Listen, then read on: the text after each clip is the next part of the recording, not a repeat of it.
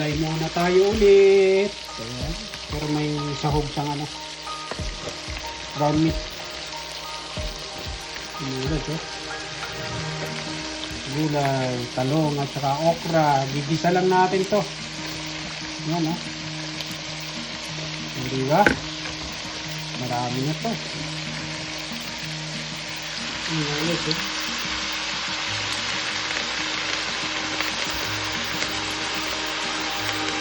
Gulay na. Gulay, may sahog naman.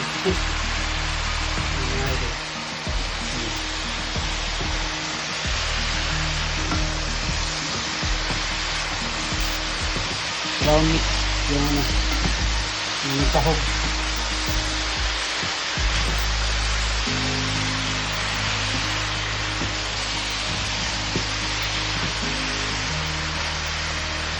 Yan. Raksa. Yung ating ulam ngayon mga tanghalian. Kapag luto tayo sa bed.